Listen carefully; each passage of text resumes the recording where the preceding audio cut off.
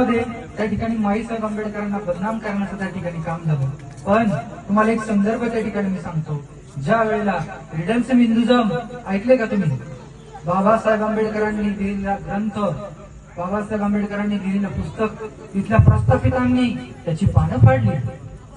तिथल्या प्रस्थापितांनी त्या पुस्तकाची पानं फाडली.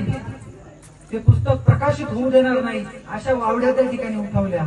त्यावेळेला सरकार म्हटलं की याच्यातला काहीसा भाग आपल्याला त्या ठिकाणी वगळावा लागेल. त्यावेळेला त्या माईसाहेब आंबेडकर होत्या, त्यांनी छाती ठोकपणानं त्या ठिकाणी सांगितलं की माझ्या हयातीमध्ये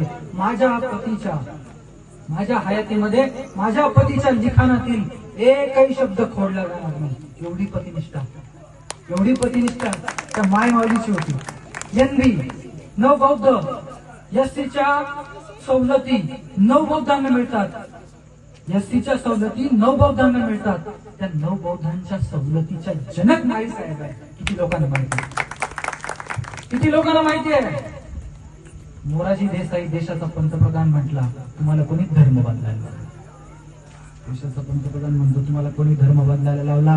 तेव्हा माईसाहेब ठामपणाने त्या ठिकाणी सांगतात, बौद्ध धर्म आमची आस्था आहे, बौद्ध धर्म आमचा विचार आहे, जो माझ्या पतीने दिलाय. त्या भारतामध्ये बौद्ध धर्माचं पुनर्जीवन केलंय. त्या बौद्ध धर्माचा प्रचार प्रसार करण्याचं काम आमचं आहे, म्हणून आमच्यावर कोणी बोट करू शकत नाही. हे माईसाहेब पंतप्रधानाला म्हटलं.